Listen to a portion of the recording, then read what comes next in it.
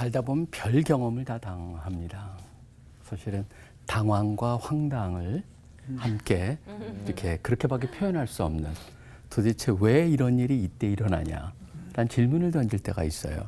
사실 저는 그렇기 때문에 그런지 제일 좋아하는 게 인생을 표현하는 말 중에서 인생은 모험이다. 그 표현을 굉장히 좋아합니다. 어떤 모험은 물론 계획하고 예상된 모험이 있습니다. 근데 어떤 건 전혀 예상되지 않았던 그런 모험이 있어요. 사실은 제가 최근 경험한 전혀 예상치 않았던 모험의 순간 있었습니다. 올해 5월이었습니다. 5월 말에서 6월 초까지 저희 CC 국제본부가 올랜도라는 데 있습니다. 플로리다에. 거기를 회의를 갔었는데 이번 여행이 좀 가면서도 묘했어요. 왜냐하면 LA를 거쳐서 가는데 LA에서 내렸더니 다음 비행기가 그냥 아무 예고도 없이 그냥 없어진 거예요. 없어지고 나서 8시간 후에 비행기로 해놨어요. 근데 알고 보니까 조종사가 부족해가지고 비행기를 캔슬했다는 거예요.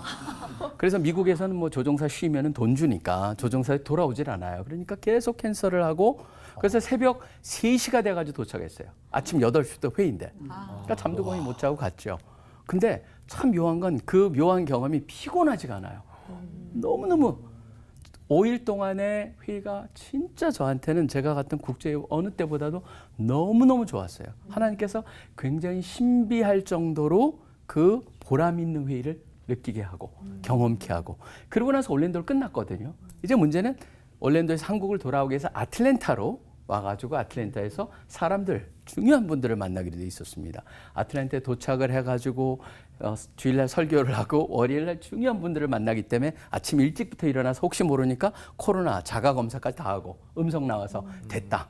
그러고 나서 다 만나고 이제 저녁 이제 다음날 가야 되니까 저녁에 가서 오후에 코로나 검사를 해놓고 같이 거기 있는 사람하고 식사하러 갔죠. 그리고 나한테 왔는데 양성인 거예요. 그래 양성이니까 이제 그 다음부터는 머리가 복잡해지는 거예요. 머리색이 까매져요. 내가 오늘 만난 사람들한테 무슨 짓을 한 건가? 내가 다 옮기지 않았나? 그러고 나서 지금 가자마자 도착하면은 그 다음부터 있어야 될 일정들을 과연 어떻게 할 것이냐? 그리고 더 중요한 것 중에 하나는 10일 후에는 한국을 돌아간다는데 10일 동안 어디 가서 뭐 하고 있지? 그런 거였어요. 그래서 조용한 곳을 찾아가지고 10일 동안 갔는데 그 모든 머릿속에 생각나는 모든 질문들이 그때 딱 제 신음이 뭐였냐면 주여예요. 주여 이게 지금 주님 어떡합니까? 지금 너무나 많은 건데 그래서 막 이것저것 연락하고 했는데 다행스러운 거는 한 분도 걸리지 않았어요. 한 분도 걸리지 않았고 10일 동안 그 조용한 곳에 있으면서 제가 여름 수련회 설교를 갖다 더 깊게 준비할 수가 있었고 그다음에 참 특이한 거는요.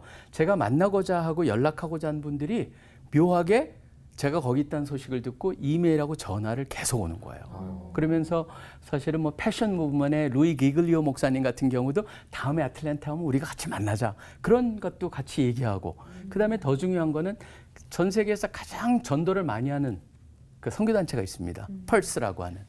그 선교단체에 그 사실 니콜이라고 하는 우리나라의 리셋이라는 책으로 알려준 분이세요. 그분이 연락이 갑자기 왔어요. 거기 있는 동안에. 그래서 그분하고 이메일로 하고 또 나중에 연락을 하면서 서로 꿈을 나눴어요.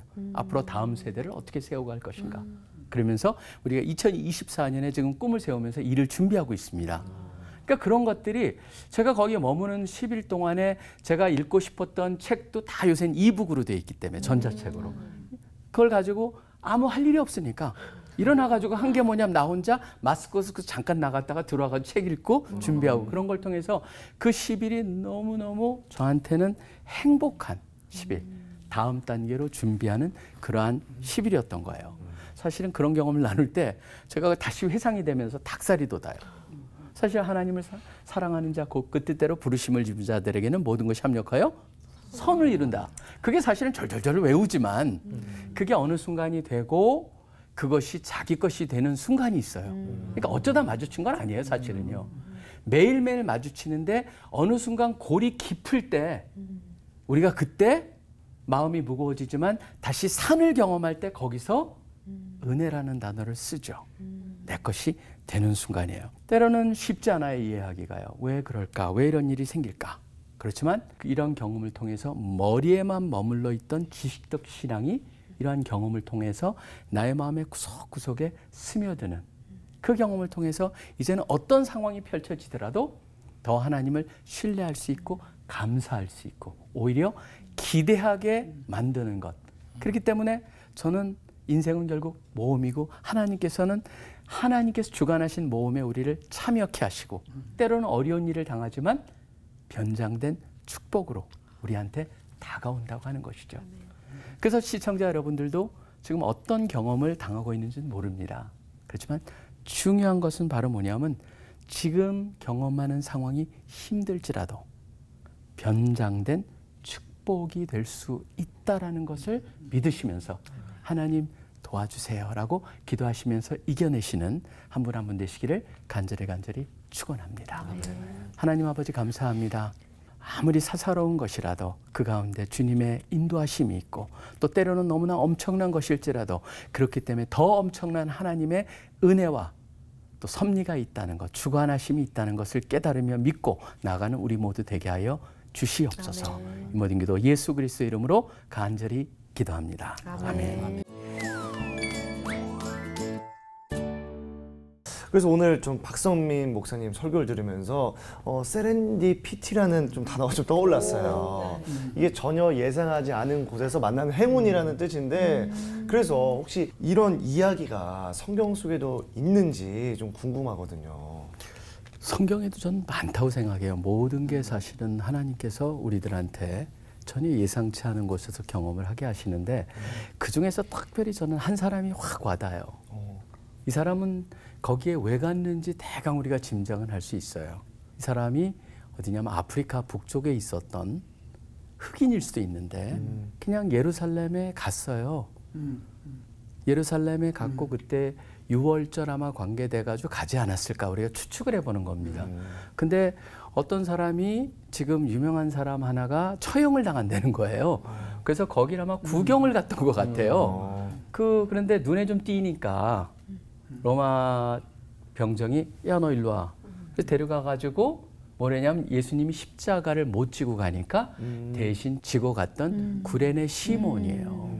구레네 시몬은 옆에서 구경 갔다가 잡혀가지고 끌고 갔거든요. 그러면 그게 뭐냐 사람들이. 근데 놀라운 건 뭐냐면요. 그 마가복음에만 나오는 건데 구레네 시몬의 아들 두 얘기가 나와요. 알렉산더랑 루포의 아버지라고.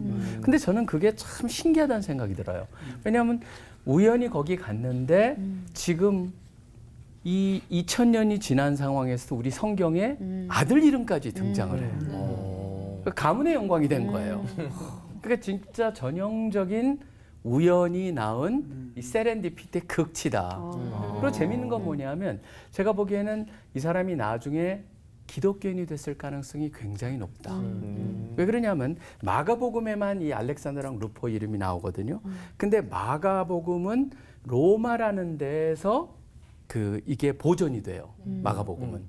근데 로마서를 보면은 16장에 사도 바울이 로마 교회에 인사를 하면서 주님이 택하신 루포한테 문안하라고 나와요. 그리고 루포의 어머니도 잘해라. 왜냐하면 나의 어머니 같은 분이다라는 게 나와요. 그래서 제가 생각하기엔 루포가 그 루포냐라는데 사람들이 확증적인 그런 건 없지만 이게 마가복음이고 로마서고 전혀 우연이 아니다. 그걸 추측해 본다면은 우연히 거기에 갔다가 십자가 지고 나중에 그분이 어떤 분인가를 알고 집안이 변하고 아들과 이 구레네 시몬의 바로 부인인 어머니까지도 그렇게 사도 바울을 돕는 사람이 됐다라고 하니 추정이 맞다면은 이거는 세렌디피티의 극치다. 그렇게 생각을 합니다.